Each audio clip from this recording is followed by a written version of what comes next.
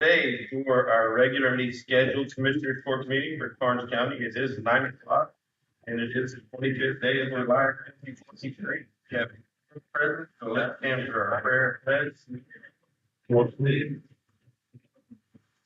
Heavenly Father, we thank you for this day and every day you give us. Nothing should be taken for granted. We ask that you bring us the blessing of rain as we can, our farmers and ranchers and everybody here can enjoy your creation in the colors that it should be. We ask that you be with all our responders today as they go about and do their business and all that hand out the way of life that we would like for it to be.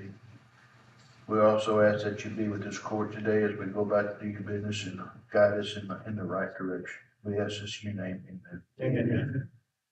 Pledge allegiance.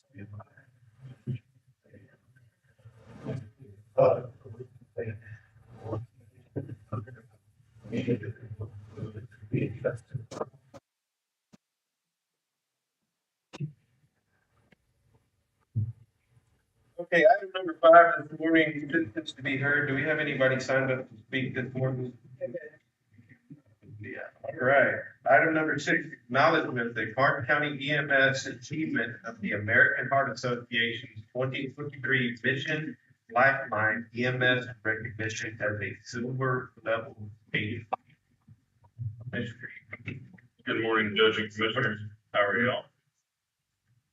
So I did want to share some exciting news with y'all this morning. A little bit of background. So American Heart Association, everybody's pretty familiar with what they do.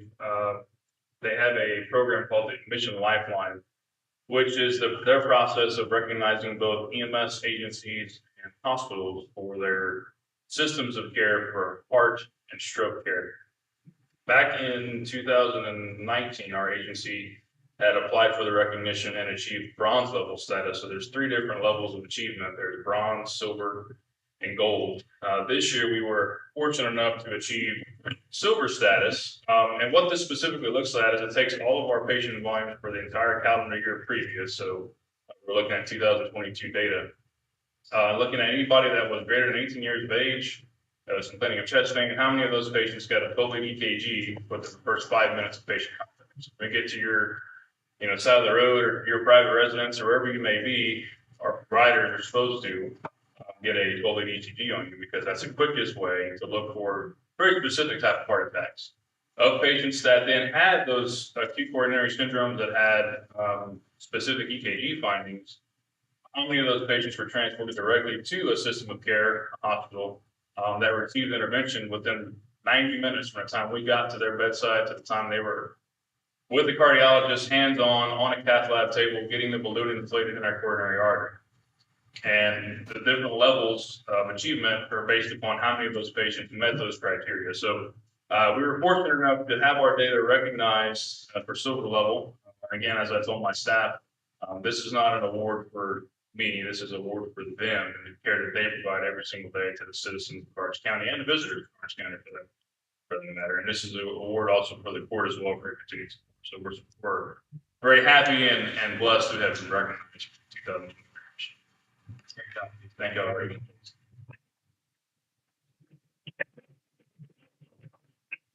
Okay, item number 7, discuss, approve, disapprove, reinstating a burn ban for Karnes County due to dry conditions. I talked to Chief Malik a couple of weeks ago, and actually I told Michelle about this the day before. Shelby called the day after and said, "Hey, what do you think about the burn ban back on?" Unfortunately, we are in extreme dry conditions. Have lots of dry grass, garbage, burning. So this is an action item. Sure, you have a resolution. Yes, I gave it to you. It's come out of our annex to the legal, it's in the windshield, the one we Okay. Document resolution, get a motion to reinstate the burn ban. Judge, if I could say something first. Last night, about 3 o'clock in the morning, I think somebody decided to have a controlled burn on 123. Why at 3 o'clock in the morning, I have no idea. But please if, whenever the burn ban is off, please call the sheriff's office. Let them know what you're gonna do, so they're not driving all over the county trying to find a grass fire and getting in charge of them. Judge, are you gonna set a time limit on the burn bans? Or you did 30 days before, 60 days, or unlimited, or how do you wanna do that? I think that it automatically, goes to 30 days. 30 days. That's correct. Most of it is 30 days, as far as your resolution. Should it be 30 days, and then we'll reevaluate? Reevaluate. Judge, I move that we approve, we reinstitute the burn ban effective today. Okay, got a motion second. All those in favor, signify by raising your right hand. Anybody opposed?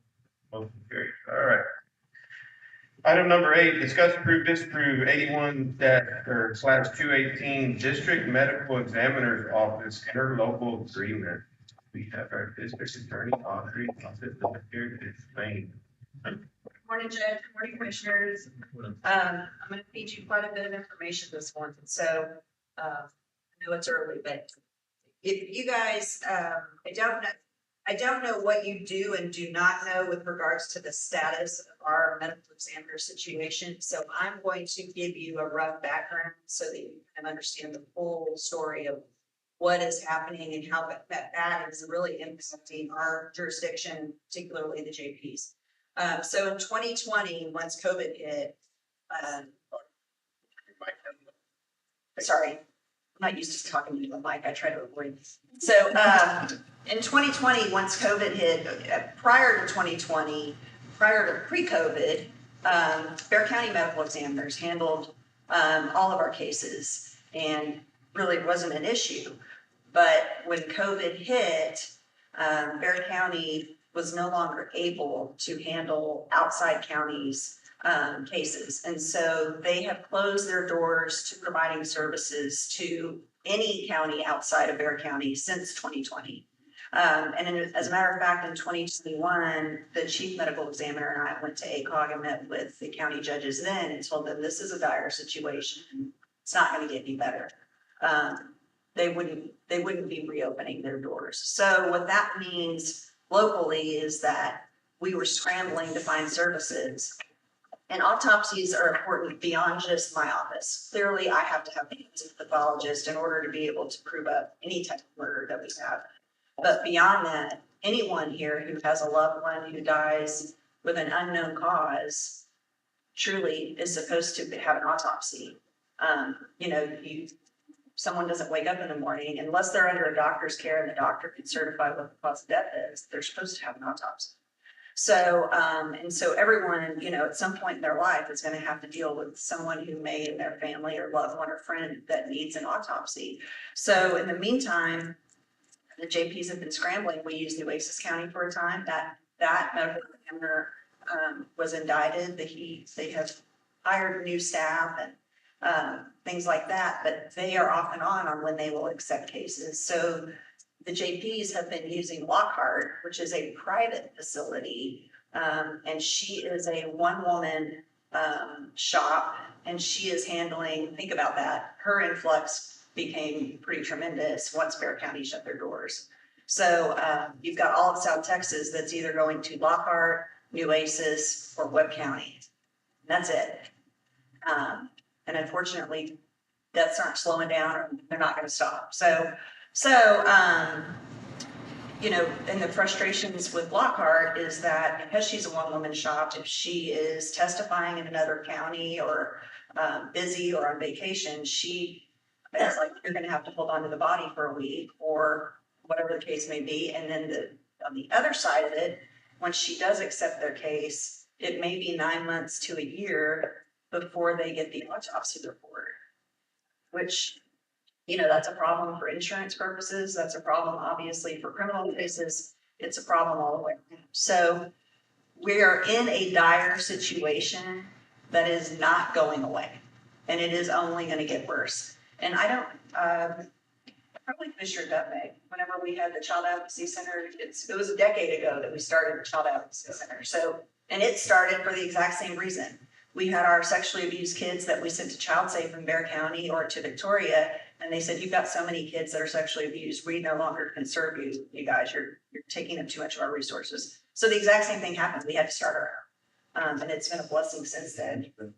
So, and so now we're in the same situation with medical examiner's office. So in front of you, I've prepared, I have a chief medical examiner who's been acting as a consultant and has really put in some labor with me on preparing this for you guys. But the first spreadsheet that you guys have is upfront building costs. So, and that is roughly $5.3 million to equip that adequately. The yellow highlighted area is for a toxicology department. I highly suggest that we do toxicology because for us, no autopsy is complete without toxicology, especially with the rise in fentanyl and methamphetamine. Those are questions that have to be answered. And the same thing for JPs. They can't make a final determination without toxicology. So if we do not have a toxicology lab, we send that out of state. That takes another 6 months to get results. And then we are hoping that we can get them to come testify in court. And that's to the tune of $7,000 for testimony. So it creates lots of issues. And I think if we're going to do this, let's do it right from the beginning and let's provide the necessary services that we need to provide to all of South Texas, truly, because the other part of this is the idea is that our 5 counties, so the same way that we handled like my budget and the district judge's budget, it would be, you know, Wilson, Atascosa, Frio, LaSalle, Karnes. It would be y'all operating, it'd be your medical examiner's office, and then all of the rest of South Texas counties would pay for services the way that we do now, $4,000 an autopsy, whatever you guys think is appropriate. So some of these costs would be offset by other counties who are in the same predicament we're in, but are not taking the steps forward to create their own. So we would offset the cost of that. But back to the building costs, these 5.3 million, I'm going to tell you, I'm about halfway through working on the grant right now. So we've contacted the governor's office. They are extremely excited about the prospect of this regional medical examiner's office because this is a problem that's happening all over the state of Texas, but nobody's really taking steps to move forward to figure out how to solve it. So we will be the first regional medical examiner's office in the state of Texas. So, so we are going to ask for the full amount of the building costs.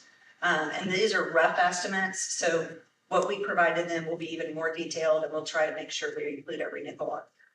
That is due August 11th. So by the end of August, we will know because the funding starts for that grant September 1.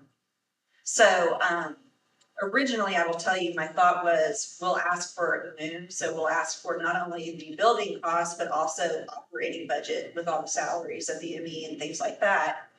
But I kind of pulled back from that. I don't think we'll do that because it's going to take us, by the time we get an architect involved, a builder who has done medical examiners' offices, because it is a different thing. They have to have a solid waste interceptor. They have to have a certain type of drainage. It is a totally different animal from the normal type of field. I think that it will take us a year. And this grant ends August of 24. So I don't think, we don't want to ask for money and then we don't spend it because we'll never get it again. So, so my thought is we just ask for the building as a whole. And I can't promise you that we're going to get that. And if we don't, I will come back to you guys and we'll figure out if there's a plan B option or how else we can possibly fund this building. But we should know that by the end of August. The second page gives you your annual budget. And again, I put the pro rata for you guys because it's paid based on population. And so Karnes County is, you know, roughly 10%.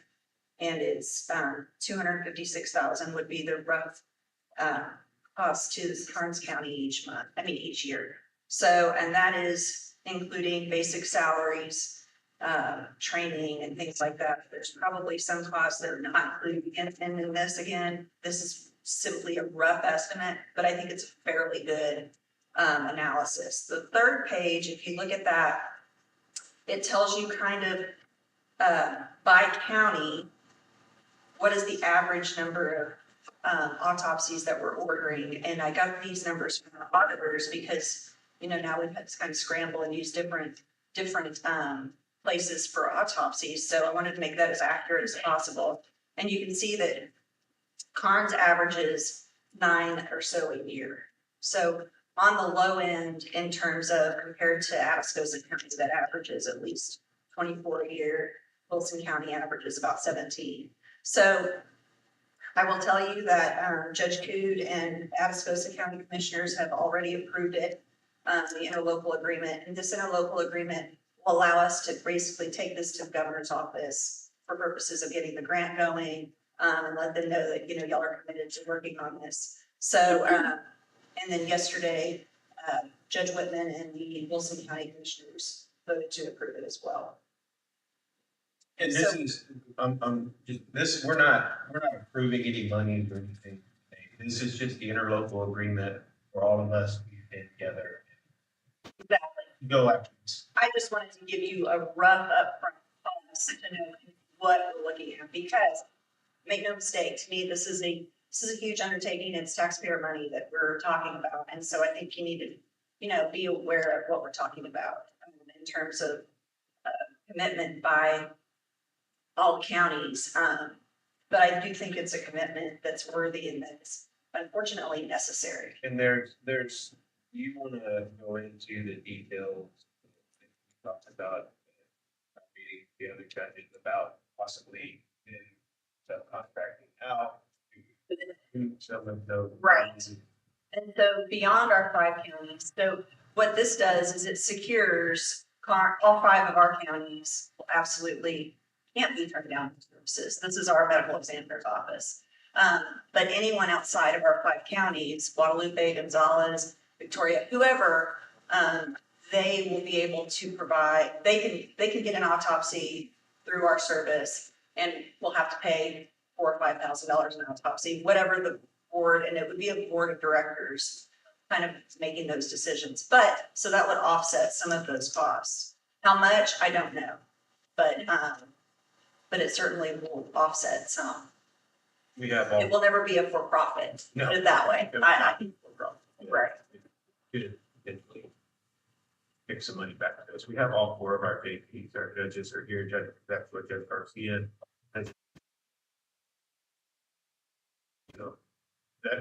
That's the front line, right? Those 4 judges right there are out on scene. They have to order the selfless job that they do. Appreciate them doing it. Y'all have any comment, judges, while y'all are here? To say, what's important when it comes to the certifying for this. We spit on that. Right. And,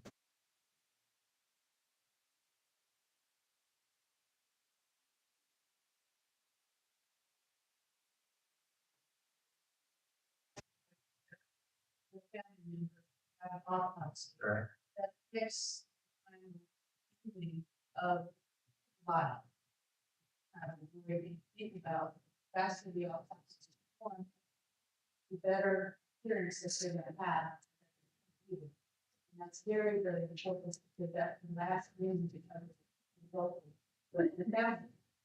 And so the faster that we can get this done, the better that it is.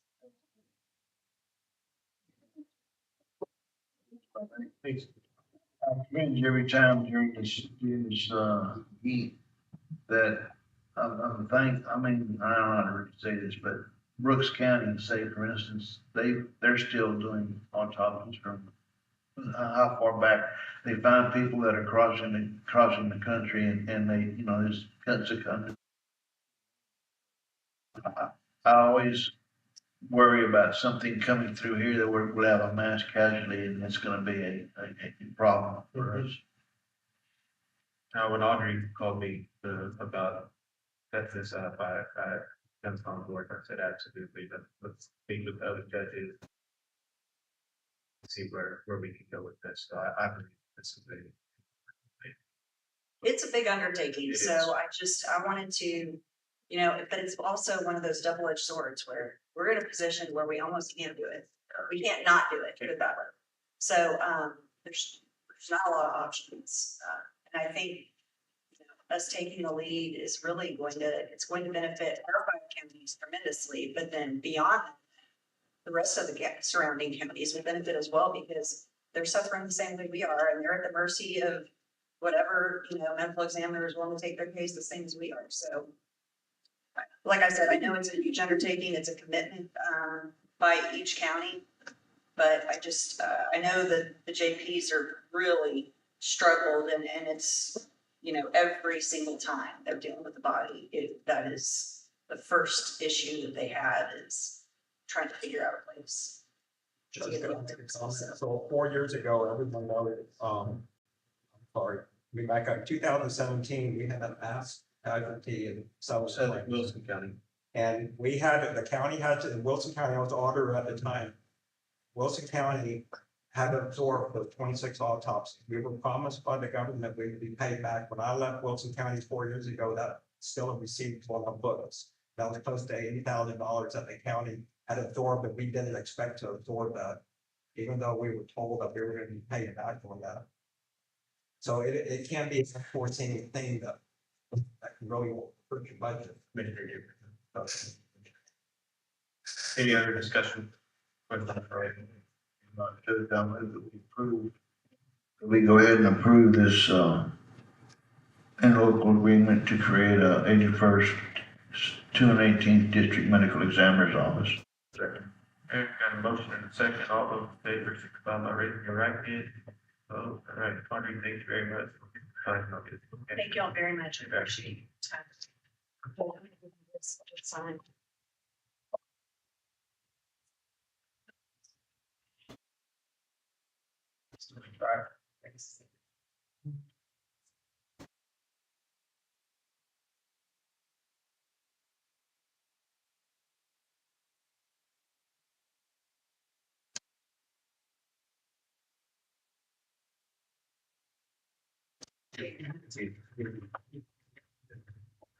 Item number 9, discuss, approve, disapprove, Karnes County to accept donations of fans during high heat wave weather. The fans would be distributed on an as-needed basis. Donated fans will be accepted at 115 North Market, Karnes City, Texas, and 707 West Main, Kennedy, Texas. Commissioner Dupree. Judge and court, with this high heat wave we've had a lot of people that have been coming to the Wesley Nurse and other places looking for fans to help cool their homes. They may not have air conditioning like some people are fortunate to have. I reached out to Casey and I said, if y'all come across anybody in y'all's, with interacting with different patients, if y'all see something like that, if it might be something to our advantage, let us know so we can try to maybe reach out and help them out. So what I'm trying to do is ask the public or organizations or every office here in the county, in our county, to please donate a fan, and we can store them at my office, or we can store them at the EMS building. And people, like you say, they don't have fans, and we had 2 people die in Beeville from 2 elderly people die in Beeville through for the heat. Judge, I'm just asking that we allow the court to, accept donations of fans. Get those fans, whoever donates them, just tally that up. And Yes, sir. I wanted to recognize Yes, sir. the folks in the organization. Any other discussion? I move we approve as presented. Okay, motion and a second. All those in favor signify by raising your right hand. Thank you, Shelby, for doing that.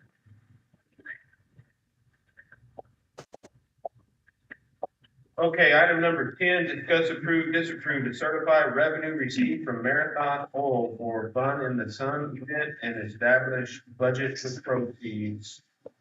Chapman.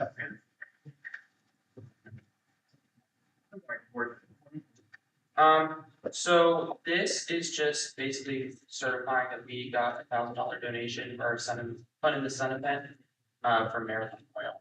It's kind of more now certified, so we can pay our vendor. And to establish a budget for the proceeds. Yes.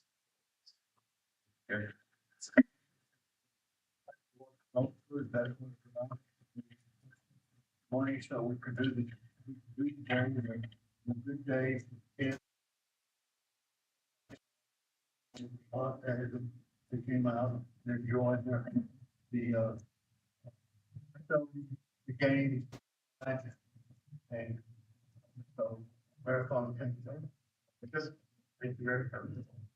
Action items. The same as presented. Okay, got a motion and a second, all those in favor, signify by raising the right hand.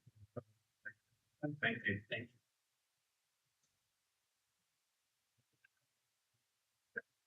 Item number 11, discuss, approve, disapprove, extend current contract with Humana until December 31, 2023. This we are not going to do. Yes, we did not get approved for that. We just put on the agenda just by some miracle that happened. Listen, We did not get that. Okay. Matt, item number 12 is to discuss, approve, disapprove proposals and renewals for fiscal year 24 employee benefits with Jess Williams Jr. and Virginia VP with Williams Business Services. I'll turn it over to them. Yeah. Oh, by you don't want to present all this. Good morning, Judge and Commissioners.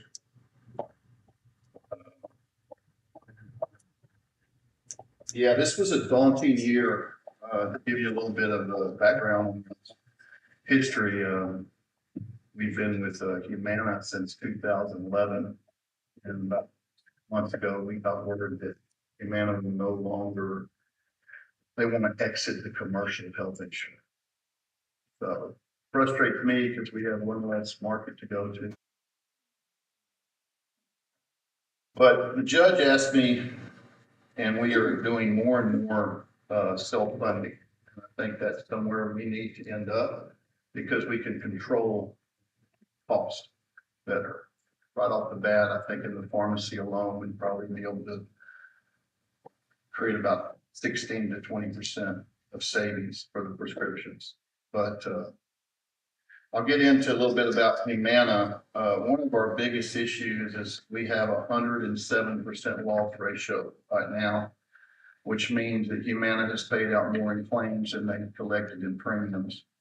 That's why you have insurance. So one thing is, I think utilization is high and we have some ongoing concerns and claimants. And that's the frustration when you go out to the self-funded market, is trying to find someone to take the risk on the risk that you have.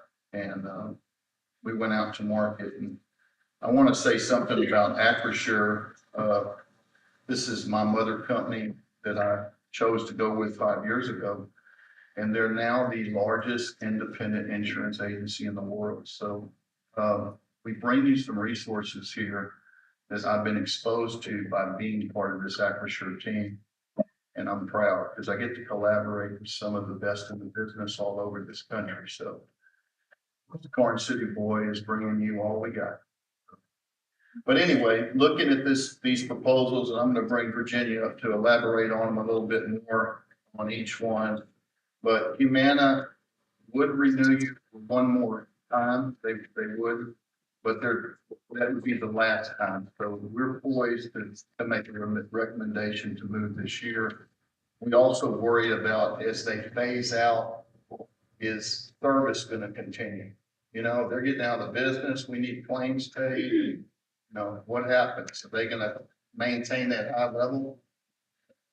So that's one of the concerns we had with renewing them again. And we did just get word, which is kind of cool because it endorses our endorsement, that United is going to be purchasing Humana's business. So kind of endorses that some of those Humana camps. We applaud you. We asked for it. We begged for it. We're going to be able to get a 15-month contract. And I think everyone wants the contract where they can utilize the full year to meet their deductible.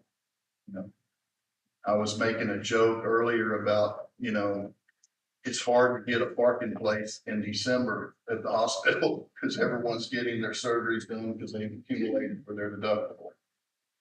But United is a good company, and you know, we've gone through and went to every company, and in the self-funded market, And I would like to say this, if you'd like to, I can give you a quick overview. You open your blue folder. I've got this. And I'll be quick about it, but I wanted to kind of explain self-funded to you, to think about, kind of seed it in your mind for the future. If you'll open this here, and we'll start. When you're gonna purchase insurance, you got two models, basically. You got fully insured, which you are now. Company assumes all the risk. And then you have self-funded. Call it bundled and unbundled. The bundled end is Cigna, for example, will write this case self-funded, but they're only gonna go to Cigna market. So that's bundled. The best value you get is unbundled. That basically means that you choose all the different areas that are gonna effectively cut your claims and manage that properly. First thing is a pharmacy benefit manager, which would be pharmacies. They're the ones that kind of have gotten unscathed through all the rigmarole of healthcare costs. I mean, the pharmacy companies are making a killing. Controlling those pharmacy costs are so important. So if we did self-fund, which we look to in the future when we have not so many claimants, we're gonna be able to break out pharmacy and save about 15%. But this here kind of shows you a movement of self-funding. It's a trend, and you can see how many folks are moving towards this self-funding model. On the next page, this is kind of the custom built medical plan. Shows you all the areas that we would look into to find the best possible solutions if we end up self-funding in the future. Prescription benefit manager, utilization review, care management, claim paying service, and reinsurance carrier. You really get to kind of dissect and look at your plan closer when you own your own plan. And this is something I really want to encourage you as we go forward to look into. This year, unfortunately, because of what we have going on with our loss ratio and ongoing claimants, even one real recently, is unfortunately not a solution. So basically, the stop loss protection, I just want to take a couple seconds on this part, is in your particular size group, think of it as a company deductible. When you self-fund, you would purchase coverage for $45,000. Everything under that, your money premiums that you worsen into the insurance company would basically pay for the claims that come in. But if anything, catastrophic go on, 45,000, it goes to the insurance company. The aggregate, I always use to say, we're gonna take a company picnic and everyone's gonna go, and everybody at the county gets food poisoning, and it's rushed auto Kaiser, and we have 70 people that have problems, and the claims are enormous. That adds up too. We'd purchase another layer called an aggregate, which would ensure us when those claims get to a certain level, they will be covered by the insurance company. Aggregate premiums are like $3 of the cost of insurance policy per month. So the thing about specific insurance or going out, there's like 20 carriers.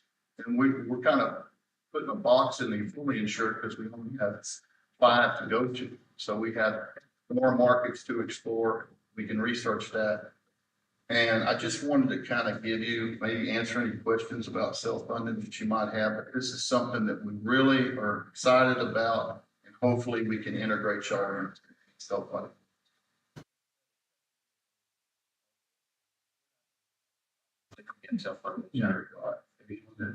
Hit on the. Let's get to the meat of the potatoes. Yes, You sir. got it. We are going to recommend United Healthcare as a solution. Now, we did go to TAC. TAC is in our audience today. We want to talk about them and like TAC. That's wonderful for counties, but it's important to be able to explore and look at every option. And at this, unfortunately, TAC offered a proposal. It's not as competitive as we would like it to be, but we want to give some credence to that. I want to ask her to call. So I'm gonna just move on their stuff. By the way, Virginia, we are self-funded. We were hoping to get one other quote and she, what time to finish it up? Very late, very late. Judge, commissioners, thank you so much, and Tom, and Bonnie, and Bob, and Denise, and everybody, thank you very much for this time today. So you've got a humongous binder in front of you, and let me just see if I can simplify that for you. So what we did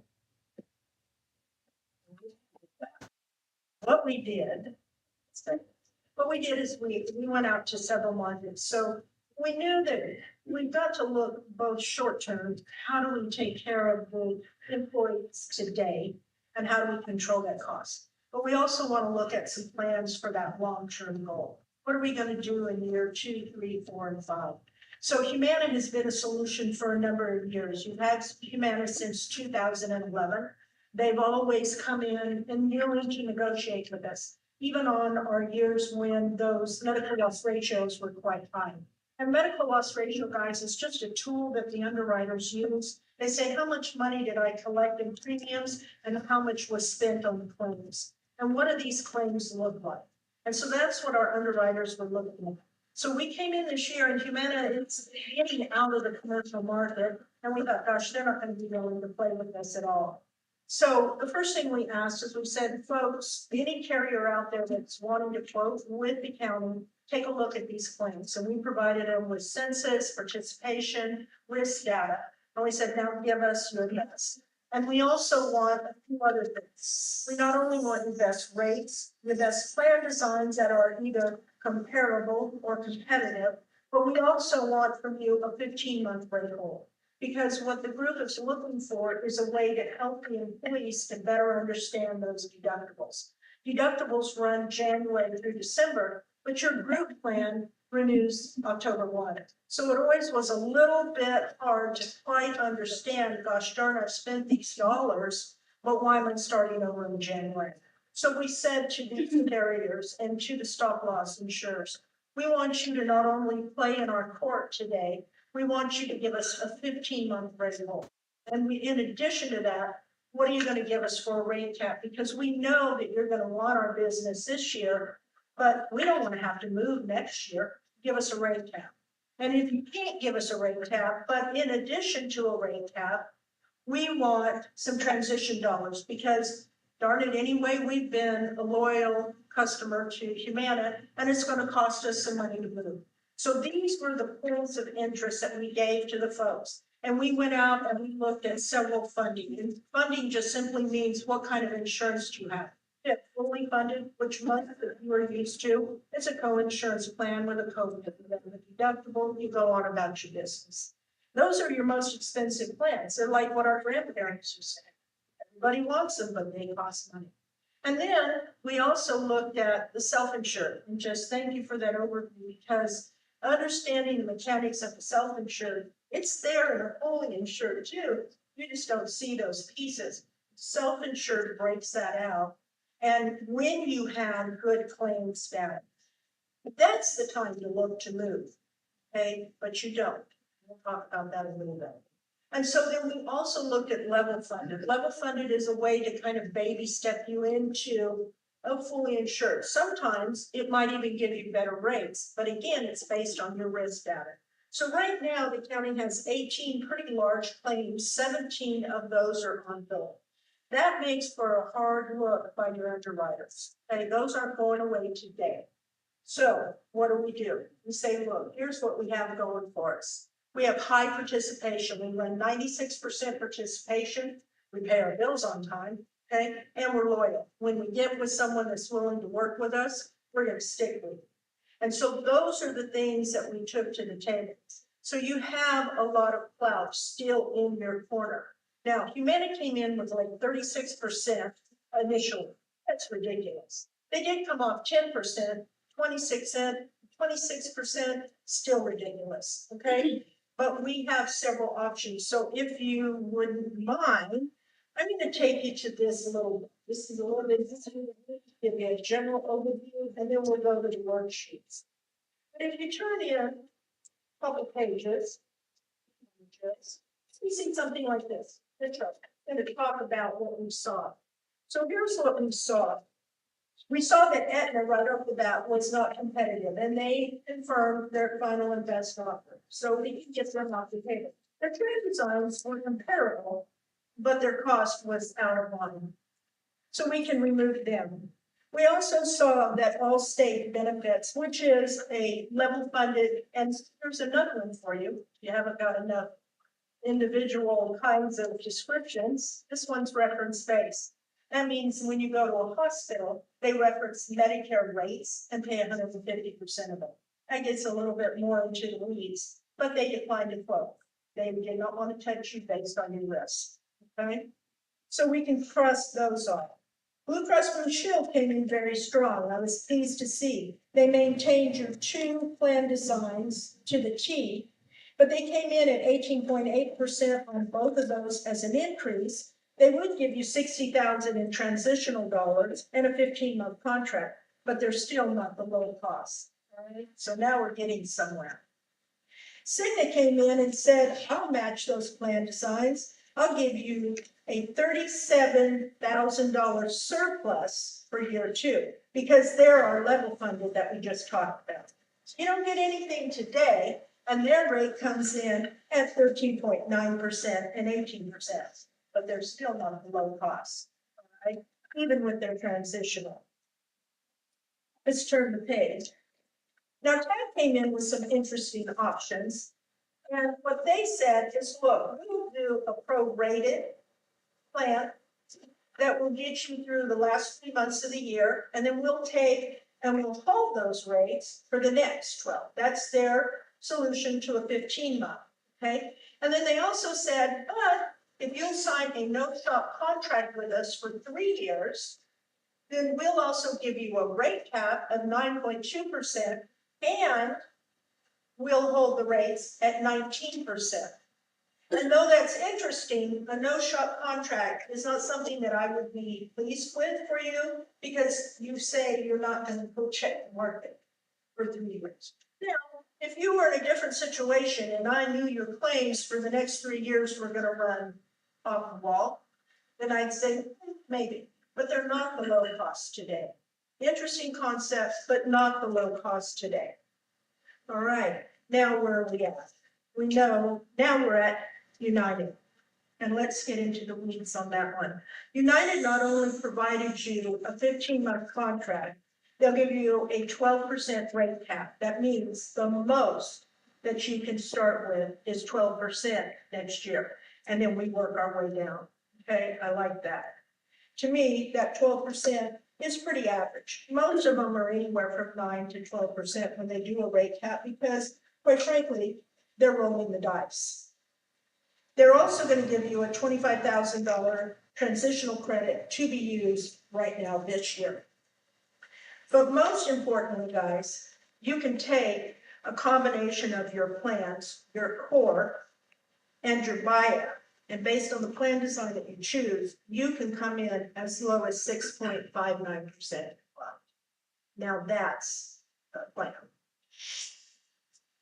Explain to me, I'm done about this insurance. What's transitional? Means that you are moving from one carrier to another. And so we're going to help you with that. Now, the only way you get that is if boss goes and asks for it, and he did, okay? And so you want those dollars. Some call them admin credits, some call them marketing credits. We didn't need that. We don't need marketing. We don't need administrative. We need transition credits. And quite frankly, I'd like to even take you a step further for consideration. Because we can get these plans down, you also have an HRA in place. And last year, you really beefed up your HRA. Because you had 2 plans, you said, we're still going to pay 50% of whichever plan they go into, because that buyout plan, the employee is paying the difference of what we pay for the employee only. Let's help these folks out. Well, a large population are only employee only, and we know why. Cost of insurance is higher. And so those individuals really got to take advantage of that HRA. And honestly, that's about maybe 8% of your population get into those HRA dollars. We always fund for that 100% or plan for it. But you have a small percentage that actually hits that. It's pretty good though, guys, because that tells me that we're kind of controlling our risk. But the other side of it is, what about that 12% of folks that are trying to insure their kids and their wife? All right, yeah, no judge, no shaking of the head, okay? It's tough. It's a tough market out there. And so what I am asking you maybe to consider is taking that 25,000 this year and using it to maybe fund 10% of the employee cost based on the core defined shopping dollars. And if we do that, maybe you can't do that again next year, but it would actually offset it. If we do that and just based solely on your enrollment today, you're looking at $36,000. Well, subtract that 25,000 from it, you're really funding about $11,000 annual. That's an annual number, just by helping out on that dependent clause. So it's kind of twofold. You've gotten you've done some very good things. Now there were still folks participating in the wellness program, and I think that helped quite a bit. The carriers looked at that, and I think that you have a desire to continue a wellness program. United supports that. Okay, there's not an opportunity yet for a discount. They're still developing that plan, but what they do provide is a way for folks to complete their biometrics in-house. They actually send you a kit to your house, so you're not headed to the doctor to have to do that. So that's kind of a huge thing. Sorry, I jumped a little bit from dependent cost and overwhelmed. We have some things on the table. So what I'd like to do now, and Lord, I hate to do it to you folks, but we've got to go to the plan designs. So in your large binder, if you look please, let's go over to section 3. Get ready for the mammoth worksheets. The first one is easy breezy, and I like this one because it gives us a snapshot of a plan design and what that cost might look like. Okay? Now, if you read into the title headings, so let's look at the first green box top left. It says current Humana, NPOS 16 copay, $3,000, 80%, $30. As you follow that formatting structure, that first number, that 3,000 will be your deductible. That percentage will be your coinsurance. And that dollar amount will be your general copay for going to the standard doctor. So that gives you a quick snapshot of that plan design. And today you run 2 plans. You run a $3,000 deductible, 80% coinsurance, $30 office copay. That's your core. And your buy-up plan is a $1,500 deductible, 80% coinsurance, $30 office copay. As you can see, the 2 plans are very close to the same benefits, except for that deductible, for those that maybe need a lower deductible, okay? Real quick, Virginia, we offer for the employees to pay half of the, correct? Yes. Now, you have a very unique program, Judge. It's called a second dollar HRA. That means that first half, that first 50% is paid for by the employee.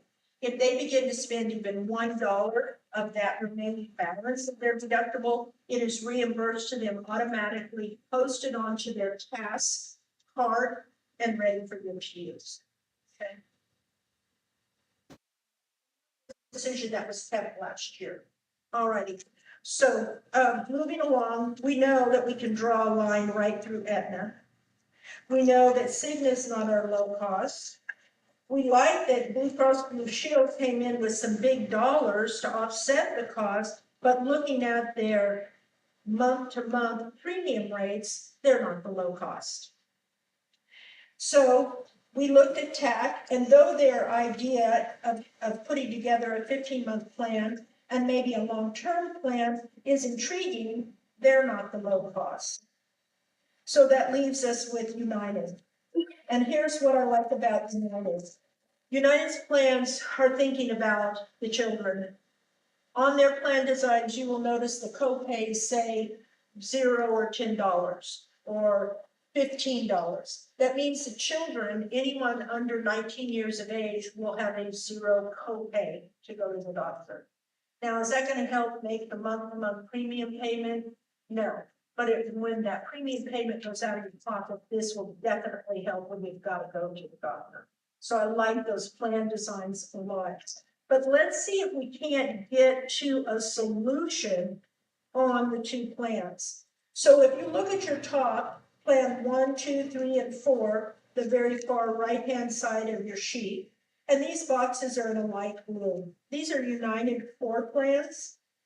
And you are able to take an identical plan of $3,000, 80% coinsurance, $15 office copay, and that renewal rate is 6.59. Not 19%, not 26%, but 6.59. That is not a catch. Those are true underwritten numbers.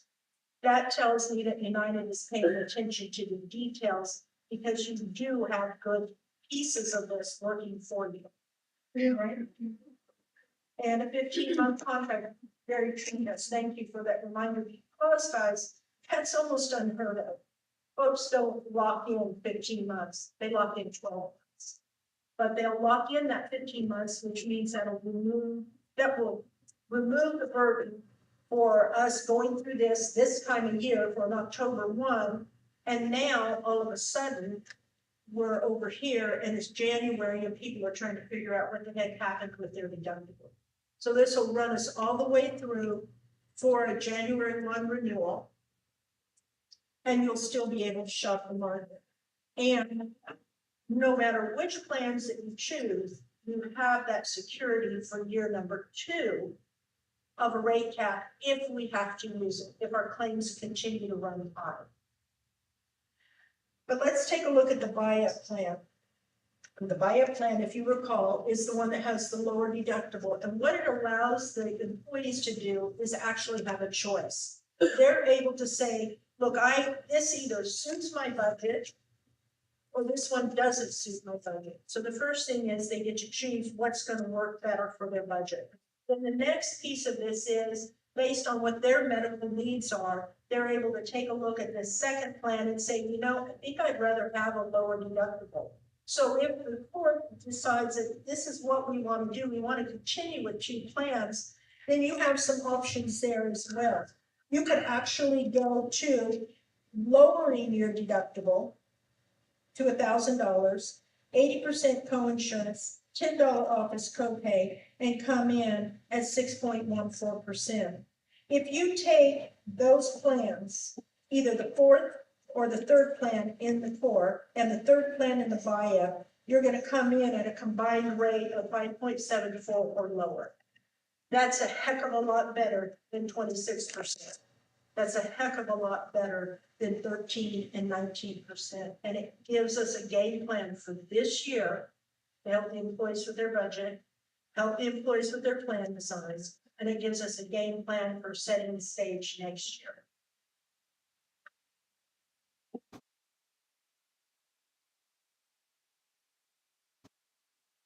Are there any thoughts or questions that jump out at you?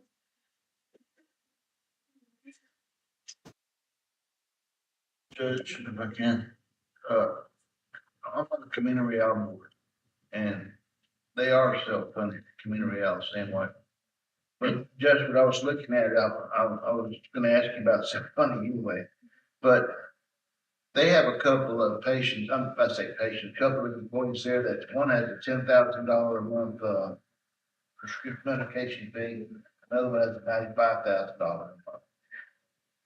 And they have what they in their plan, they have what they call a cost containment consideration. Absolutely. Is that maybe something that we have in this thing as well, or?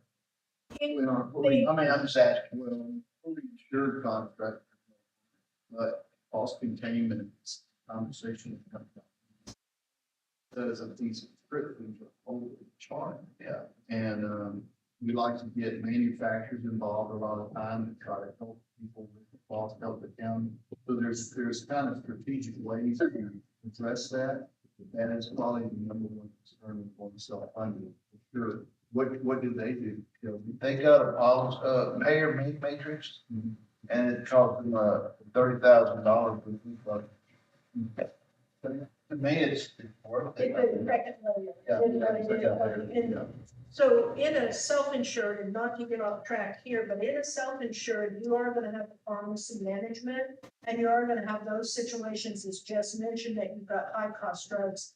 In your book and in your thorough report from Humana, you have about 10 high cost drugs. And you have a high area for diabetes. Yes. Okay, and hypertension. That was And so those are your leading drugs here, and none of them are generic. They're all brand name. So what happens is in your cost containment, another layer is purchase and so forth.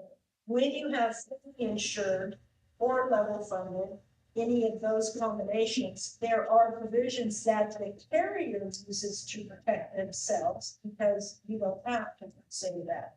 You have to consider it when it comes time to shop again, but they take care of that. So as an example, an individual might end up on a high cost drug. And what will happen because they have insurance, that insurance carrier will reach out to them, they will put them through a specialty med pharmacy. And what might have been a $250 to $500 copay can sometimes be increased, quite frankly, down to $5. Yeah, and so, yeah, what you've done is you've built in the provisions that's already built in on a fully insured. Absolutely. So what we're looking at, the decision you need to make today is probably on this either plan 3 or plan 4. Is that correct? Plan 3 or 4 for the court, yes, sir. And I want to explain to you about Plan 4 before we jump on it because it is a 4.49% less expensive. That's an EPO plan, guys. EPO means you stay in network only. Now, the odds of somebody going out of network, in my opinion, should be very slim to none because why would you go out when you really have no provisions? Everything is high deductible. Everything is a very small percentage after you reach that deductible. Why not stay with the network? If you feel like you need that security for some of your employees, then for the 0.49% difference, you might stick with both the in and out of network. Will get us where we need to be on our percentage increase, which is 5% or less, okay? But the buy-up plan, in my opinion, is why would you not go with the lower one and let them have a little break? I mean, if they're gonna pay a higher cost, let them have a little break on that deductible. This might be one of the few opportunities that we get to improve that plan beside. And that's actually save you too.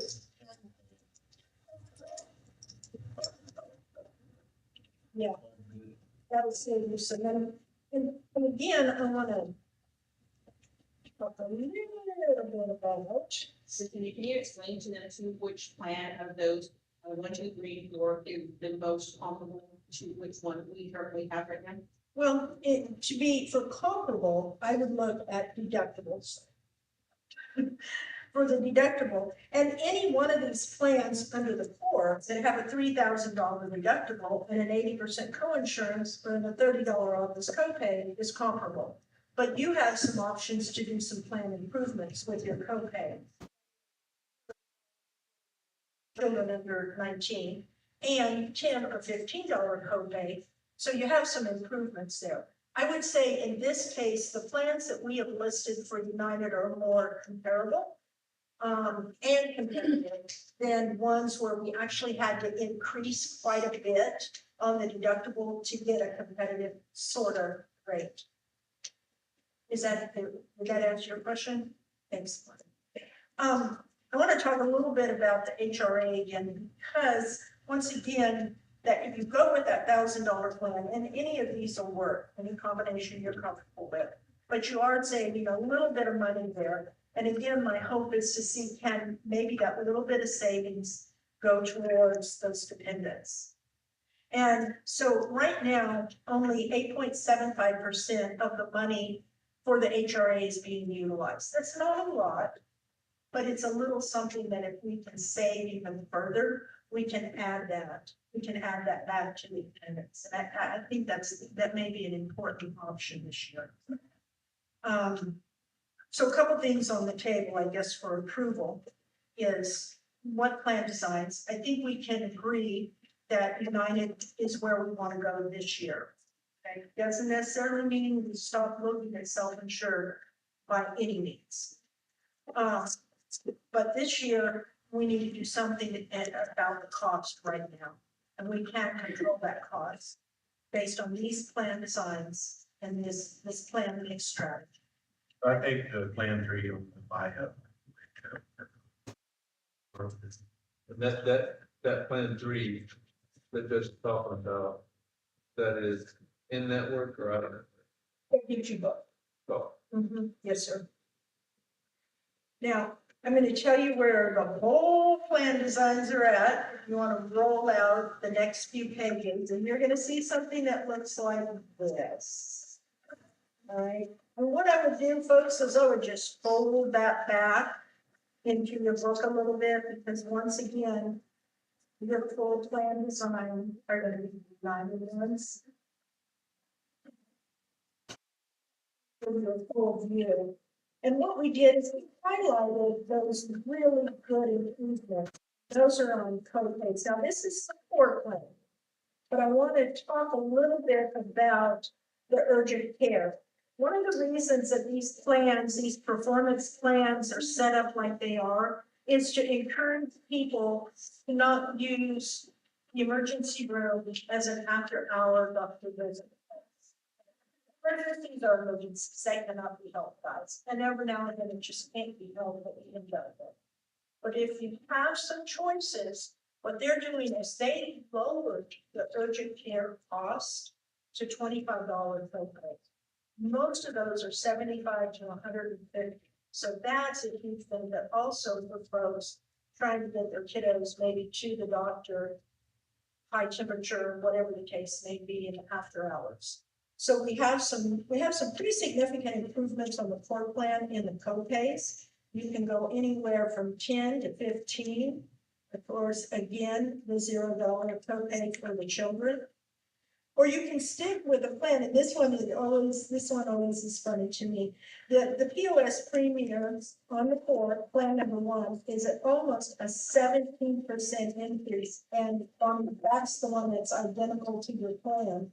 But we can improve the plan and go with the performance that really is working towards controlling that emergency room cost. Now, you still have provisions, you have a $300 copay, but they're trying to get folks into using urgent care and the daytime facilities and the virtual care. And so I think that's really important. So those are some very good options. And then the next worksheet, there were some questions about that plan design, the in and the out of network will be your file. And once again, I think I would just forward my worksheet to where I can see maybe a little easier the buy-up. But I think that you've got on the table that we look at for the buy-up plan 3. That plan standing there is 12.42, but the discount coming in on the other brings that combined rate down to 5.79. I think that's as okay.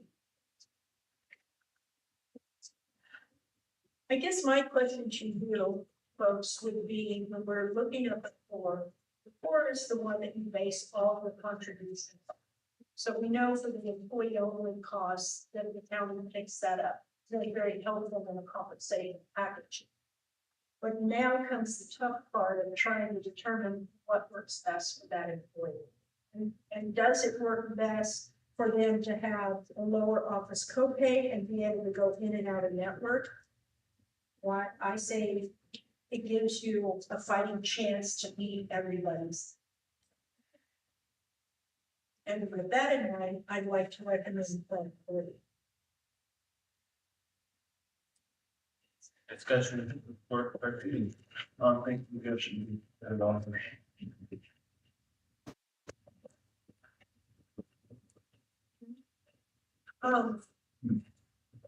So if I understand correctly, then we will go with United We will pay Plan 3 for the core plan. We will pay Plan 3 for the buy-up plan. We know that this year's contributions will continue to be, the employee-only costs will be covered based on the core plan. Do we have any consideration of that follow at another time for independence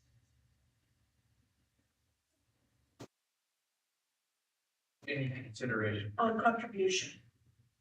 For your dependents. Is the county gonna pay the pensioners?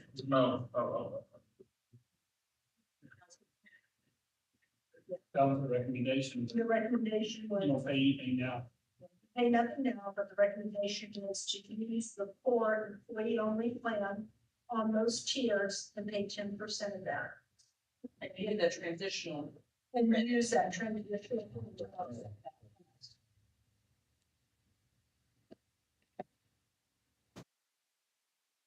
It's something you want to consider later or vote on that.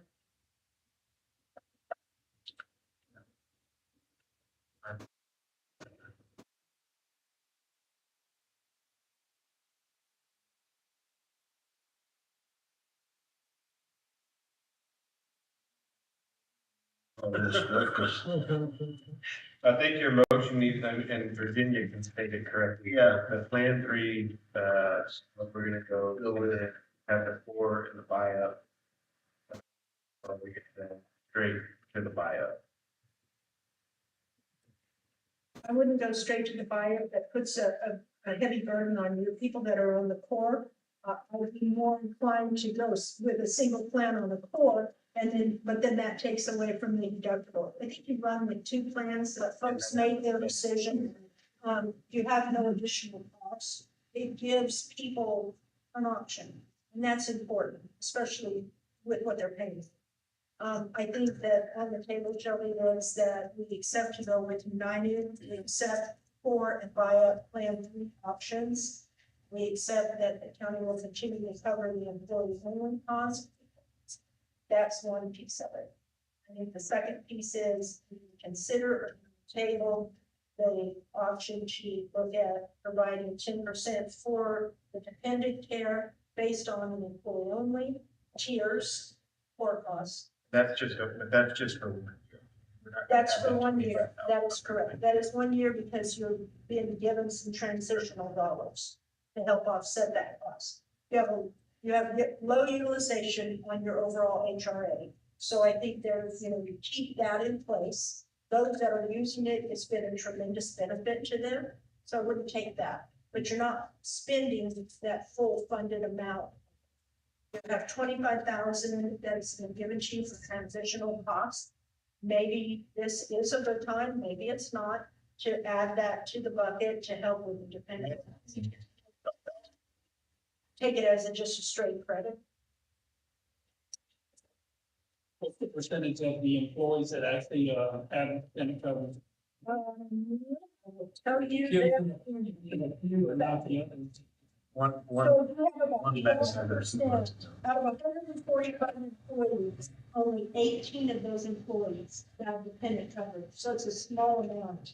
On an annual basis, based on the new core plan, not that I knew you would pick that plan, but based on that plan, you're looking at about an annual cost of 10% for those that are currently enrolled at 36,000.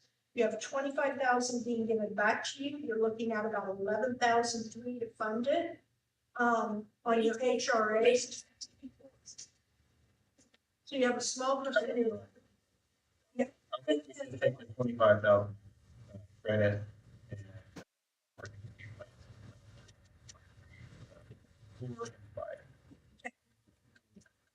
You want to make that motion so for you? you can kind of make it, or you stated it, but I mean, I think we need to do what you said. Next time, type it out or something. The motion will read to accept You the said United Healthcare Plan 3, 4, and Plan 3, 4 buyout as an option to employee, $25,000 being offered as a credit. As a credit. And what about the 10% dependent care? That's what we do. Hey, tabling for another year. Are you gonna make that one? Yes, sir, I'll make that. That's my second. Okay, got both in 30 seconds. All those in favor? What, Jess? As a suggested, with claims, I think we all are aware of what causes premiums. Let's for sure mid-year claim review. Absolutely. Discuss that. I want to get to. I mean, it doesn't make sense right now. If we can get that, loss ratio at 85% below, we have a community fund, Akron for $1 million belly buttons.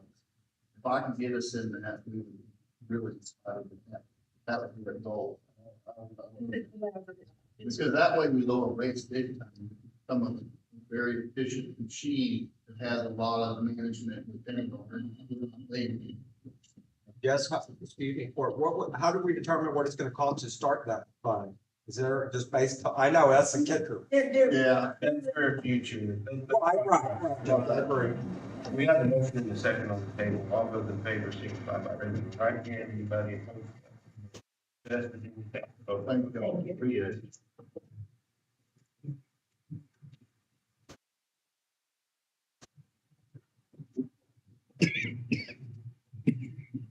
Item number 13, discuss, approve, disapprove Department of State Health Services contract affirmations for the sole purpose of for the purpose of issuing remote birth certificates and allow. I'm sorry, maybe, but I've looked that up. That's pretty self-explanatory. You want to expand on that, any? No, just renewing our contract with the state health services to allow issuing those remote birth certificates. That's basically out of county birth certificates. Anybody that's born outside of Harris County, we're able to issue those birth certificates for them. I think it is a need still to issue a lot with the driver's license across the hall. You need your birth certificate to renew your driver's license, so just renewing that something.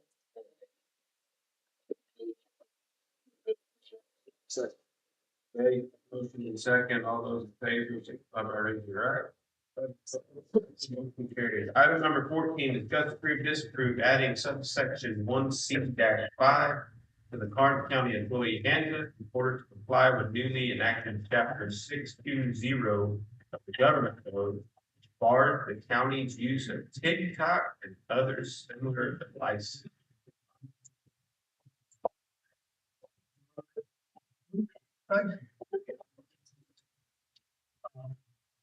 Legislature passed a law and it's name. And because it was passed by a great majority, over 2/3.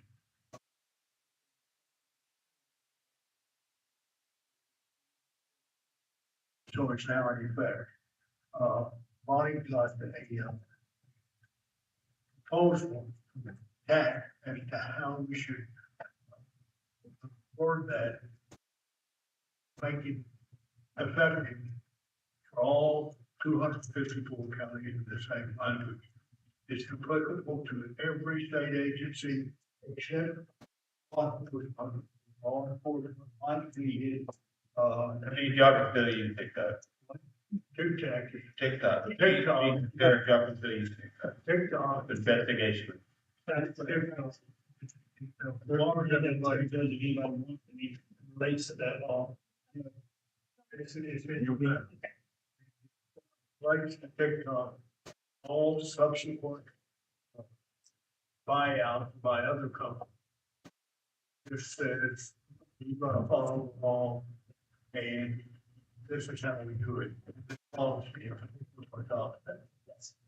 Good morning, Judge and Commissioner. So basically, like Mr. Chapman said, this is a proposal from TAC that came from them. All we did was put in Karnes County in there, so it's exactly their verbiage. And like David said, it is something that was already adopted, so we have to follow it. We just need you all to approve that it does go in our handbook. And that's it. Action item. Make the motion to approve item number 14 as presented. Okay, motion second, all those in favor, by raising your right hand,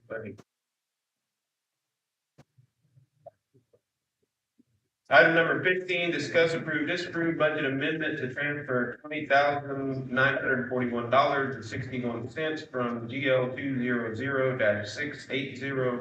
200-680-4604 property acquisitions to 200-680-4352 computer expenses for improvements related to technology improvements at the Karnes County Road Bridge, Karnes City Field Office. Purchases include the installation of fiber, local area network, computer equipment and displays, security and surveillance systems, and related services. Wayne Giebler, Commissioner Benny Lindsay, Commissioner Jason Paul.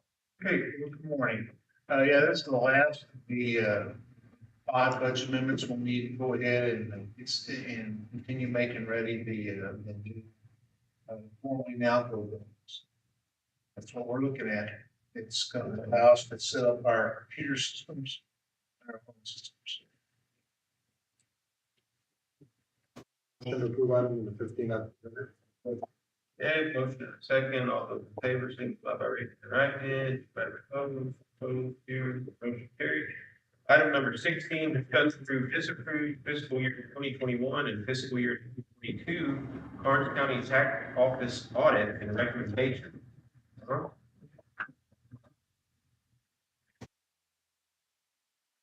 Morning, Court. As you all are aware, we've been auditing the tax office, and I presented findings back in April. We decided to go back one more year because of the transition of our tax assessor collectors.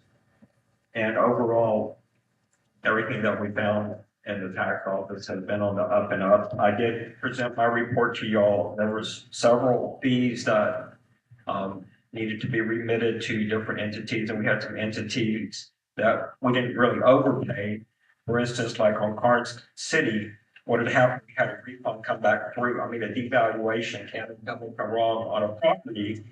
So the entities that had already been paid their taxes, well, we have to recoup that money back because of that property devaluing. So normally Tammy holds 10% back every month, I believe, in collections, right? And then remits it at the end of the month to make so issues like this doesn't occur. So I'm gonna go with her to City of Karnes City, if Veronica Butler has any questions, but I have it all mapped out as far as what happened and the criteria and so forth. Another thing I just had Josette give you, each of y'all, it's kind of understanding the way we have the tax office now set up. So we have separate little accounts for each entity we collect for, and that helps Tammy keep up with it. For instance, I passed out the one for Purdue. So if you look at the top of the sheet, it tells you under September 2020 collections, that's how much was collected, $10,365.58. And then it shows that Tammy paid it back out on October the 2nd, 2020. So this concept helps her keep up with all the entities. So there are no shortages or so on and so forth. And she is now writing checks before they were using typewriters. So everything is online. We have access to it. So it just makes the streamlining so much better. And I do want to recognize Josette Qatar because I'm giving the lead on this to Josette. I'm trying to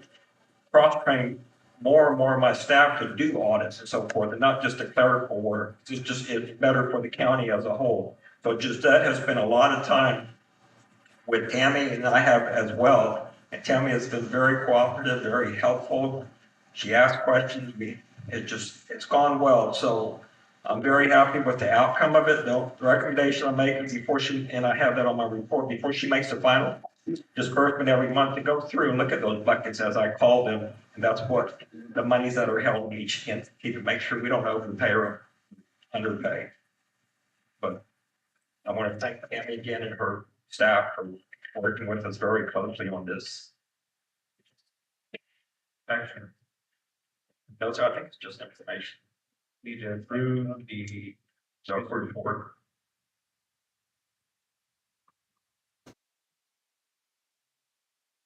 I'll make the motion to approve item number 16 as presented. Okay, motion in the second, all those in favor, right hand. Thank you, Tom. Thank you, Josette. Amy. Item number 17, discuss approve, disapprove purchasing a 2023 Chevrolet Tahoe to replace a 2022 Tahoe that was wrecked and totaled in May of 2023. TAC insurance reimbursed the county $46,000 to replace the vehicle. Cost of the new 2023 Tahoe is $46,453. Good morning, Commissioners Court. We're bringing this to y'all's attention. This is the check that we received from, TAC and to give us permission to purchase another unit. And the remaining balance, we get it from the budget or, we have for our. You're gonna have to do a budget eventually, you're gonna take it out of asset for sure, or $53. Either way, I mean, that's great. Like, very happy.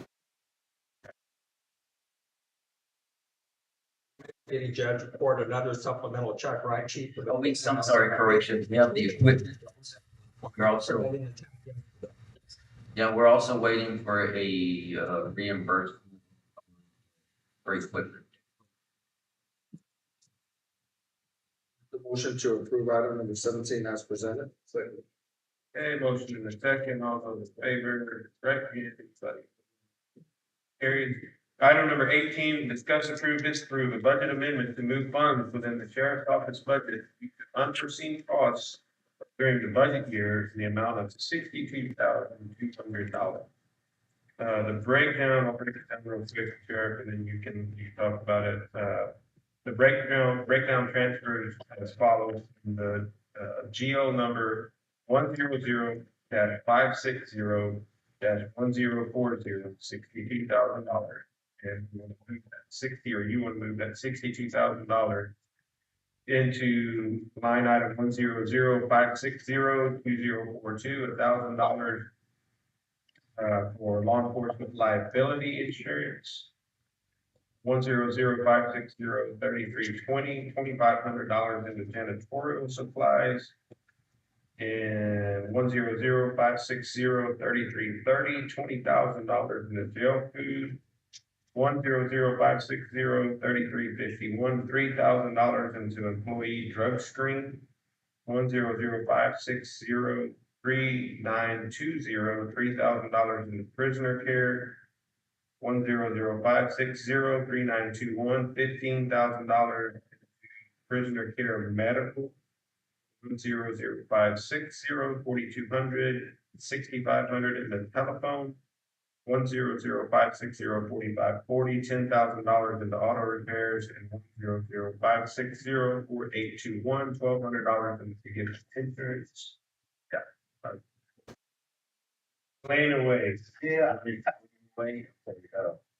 The law enforcement liability insurance, that's the insurance the county pays every September the 1st, I believe, Judge.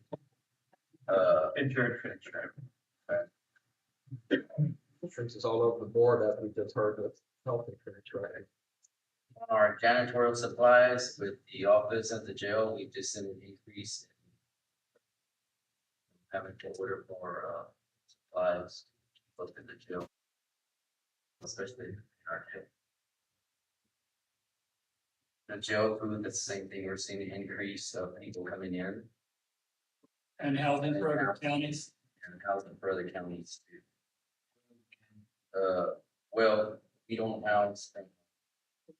Only at yes. Several other counties. They also house some for their county also.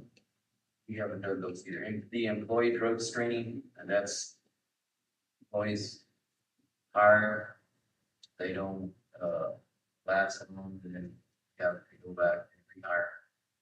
We're seeing an increase on that. The prisoner care, that is both again to the hospital, doctor visits, dental visits, and then the drug screening.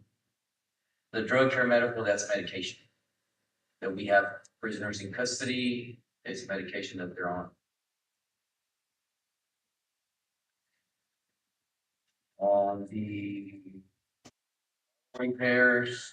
Telephone. I'm sorry, the telephones, that's an increase through our phones that we have for, Not in-house phones. not in-house phones, like the 911s. We have some of our, We need somewhere like other outside. This is strictly house phones, all it is, not on Landline. landline. That's how much AT&T is going up. In our auto repairs, that is, Fixing cars. fixing our units. And then our vehicle insurance, someone else. The liability and the law enforcement insurance at the bottom are guesstimations that Tom, me, and the judge do at the beginning of each budget. Those were actually paid last year, September 1. The prices, we have to put an item out in the budget. We put in 26,000, it came in at 27,000, which we have no control over. Same way with the vehicle insurance. We put a guesstimation, Judge Amy and I did in the sheriff, they came up above that, so kind of beyond our control. Report for the public, GL number 100-560-1040, the 62,200 that is coming from, what is that line item? For Employee salaries, Judge. patrol deputy salaries, those excess funds and those shortages they have right now. We have about $500,000 surplus in that fund for open positions, This is not coming from so it's just a moving money. within department, but yeah. Judge, court, like I mentioned last time, the departments are coming to me and we go over everything. The sheriff came, chief came, Irma came, and then once we go over everything, I'll send it your way. So I'll put. It does not increase the overall budget, we still have a lot of money in the budget, it's just moving money around between line items. I prefers that instead of doing it at the end of the year. A lot of times in the past, we do it at the end of the year, he wants to do it as we go along. I will let you also know that on our prisoner care and our prisoner care medical, it's increasing every month. We've been talking about prisoner care for the last 6 months. It's unbalanced, like we're going to die. Is there an insurance policy or something you take out like that? Is there some type of a policy you can get out on these inmates that you have that you can? I'm just asking. We looked at that in the past, Sheldon, but the premium was far outweigh the expenditure, so But there is something out there. absolutely there. And I can tell you a lot of this, as far as when we use Otto Kaiser Moore Hospital, that we don't get billed for. You know, it's under indigent. This is just like radiology or like this X-ray, if it's medication, But are they in specialist. some of these? Absolutely. Some. Yes, so Some of them. I'm saying that. Some of them aren't, the ones that aren't Yeah. bad.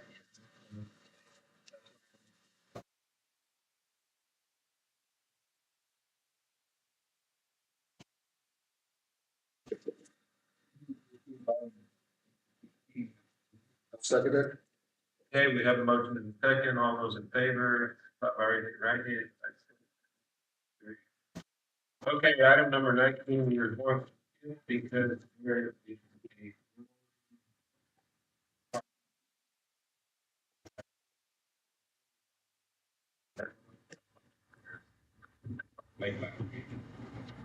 Item number 20, consent agenda, we've got minutes from the June 13th meeting and June 27th.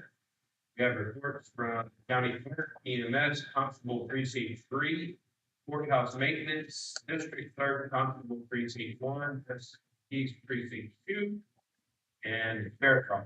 We also have the budget amendments, BA 2023-17. That's the ARPA fund, 13,300. BA 2023-18, our road and bridge fund, $265,790.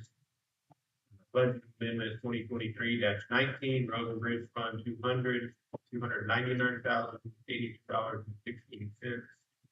Budget amendment 2023-20, R&B fund, $212,326.03.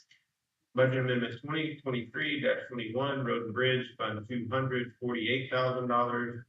And budget amendment 2023-22, general fund, $101,000.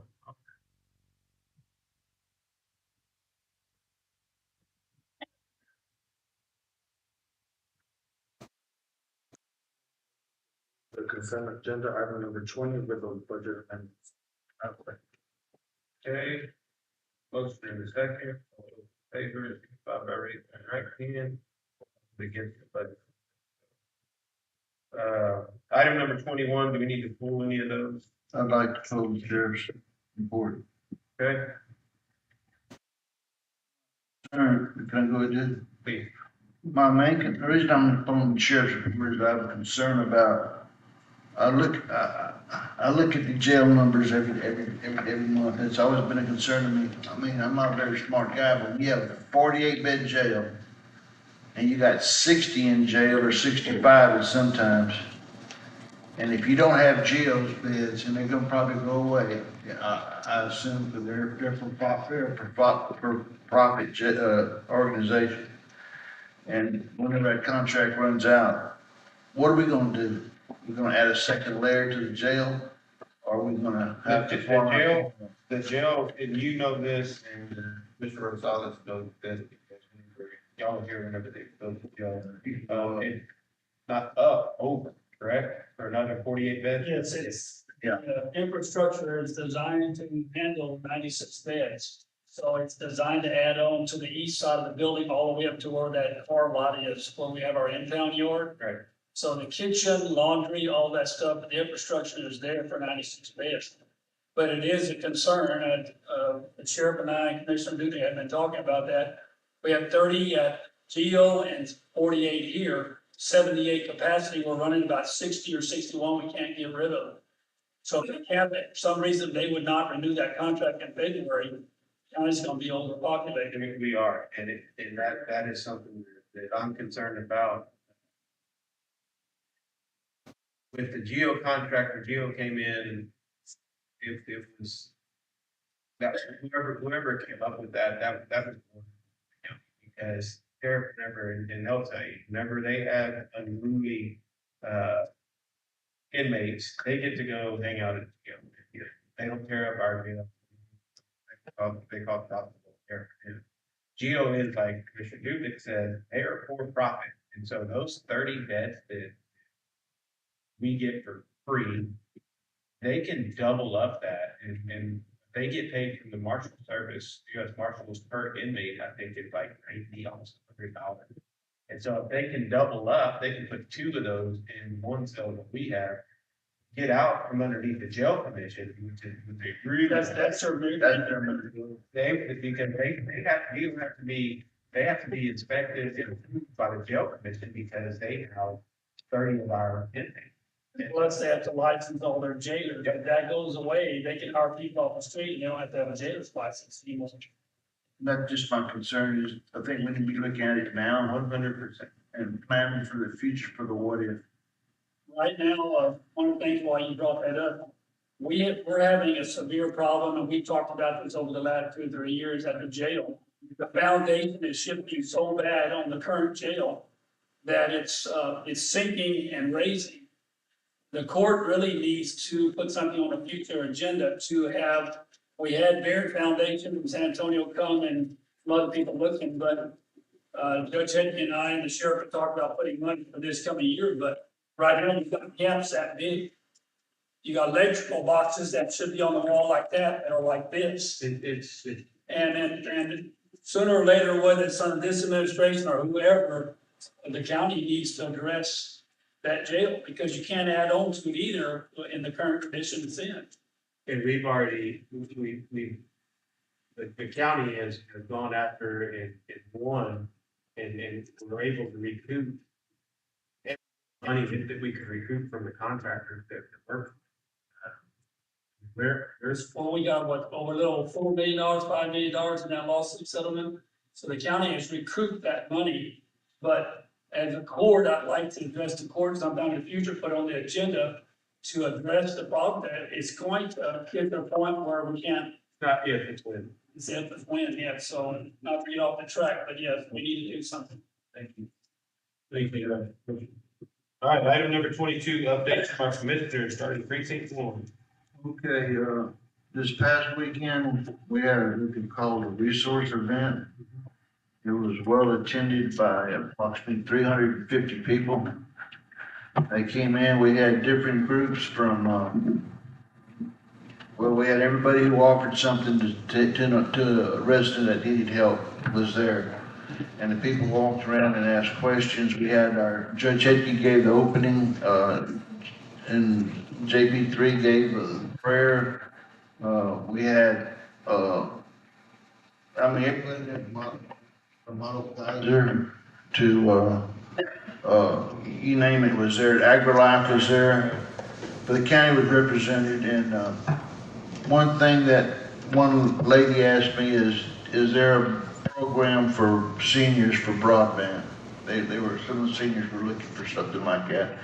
And all I could tell her is we're working on it. As a government plan, you can call, you can check into it, but there's a lot of other things that are in the works. But, it was a good event. We had a lot of good comments about it, and we're planning to do it again next year, probably going to get a bigger location. It really was a very well attended, Megan Friday before the event. He said, I don't know what to expect. When I got there, we were there about 8:30, so we was already there. And, so I talked to Megan, and she was like, this is incredible. So wonderful, wonderful build. Thank you to all that presented and showed up. And also, I've been working with, I'm working with Community Island and Otto Kaiser to have a meeting tomorrow with them.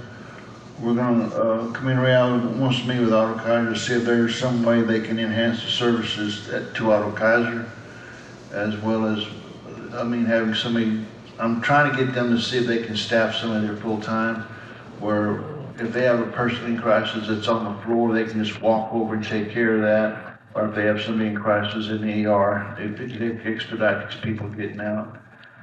I had Jimmy, I couldn't make the webinar call one day with T-Mobile, but T-Mobile, they have a product that's competitive with FirstNet.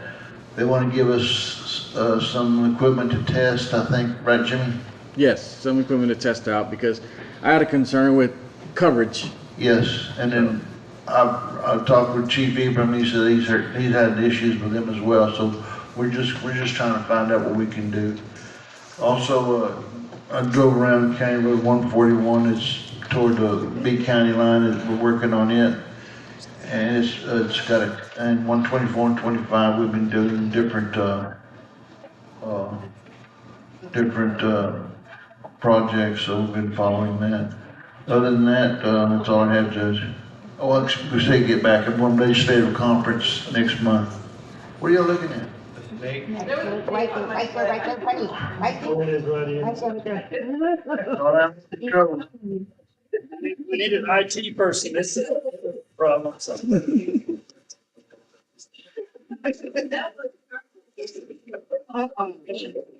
She's great. These off.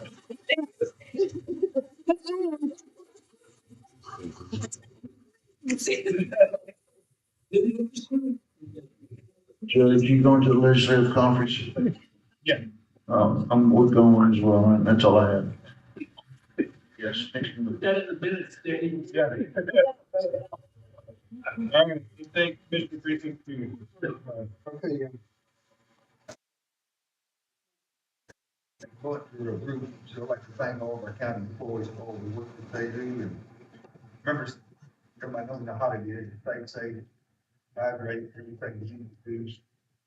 On, County Road 250, got opened back up, and it's closed, we're over, worked out. Looked at it yesterday, and everything was real good, it's open. On County Road 198, we have an issue with, well location. Their entrance is, not, how would you say it, Wayne? Well located. Well located, yeah, and so Wayne and, James and him and I will be out there tomorrow, we're having a meeting with the oil field company, we're gonna have to change the location. see the fundraiser at Sister Hall a couple of weekends ago, turned out very well. We had a big success, raised a lot of money, put it in the group on the hall. That's great. Precinct 3. Financial order calls for precinct 3, getting back with people. We also have an update on the Park County Auditor's Office building, the one that burned up a while back. You can have general contractors putting bids on there. I believe Renee's gonna put that on the website tomorrow. Both of those, both of them? Okay. That was just an update I had, that's all right. Okay, precinct 4. Then we could road and bridges on a couple of the projects coming up with the actual bridges part. Drove County 124, 125, where those and calls from constituents, and that's really about it. Thank you. Item number 23, discussion and acknowledgement of personnel changes. This is all departments and all changes. We have a couple of new hires, one in the sheriff's department, a new jailer, and a new hire road and bridge. Lots of folks in the road and bridge department, sheriff's department, or in the sheriff's department. Birthdays, Bonnie put together. Report birthdays and anniversaries.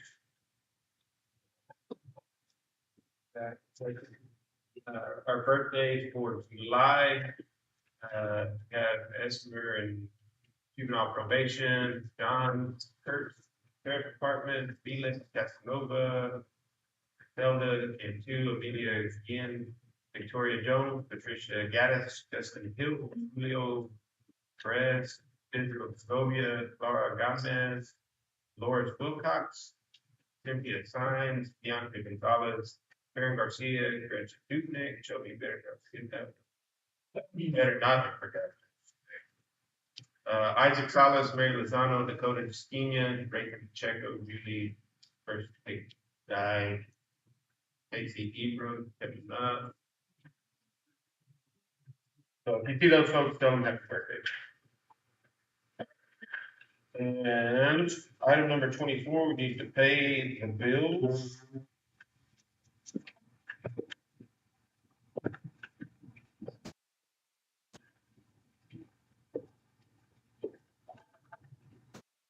Hey, Corey, you got the bill list last week. The total bills for today is $1,795,624.59. The majority of it is for road and bridge was $1,526,58. The other large item, what sheriff just amended their budget for insurance for, we're paying tax for our insurance right now for the county as a whole. So that's going to be over a little bit because it's just with the insurance cost and so forth. Courthouse maintenance, there was some invoices for the courthouse maintenance fund, which is $350. It was for the video system, I believe, Renee, right, for upstairs that we're paying for, Jimmy? Yes, from a project from previous budget year.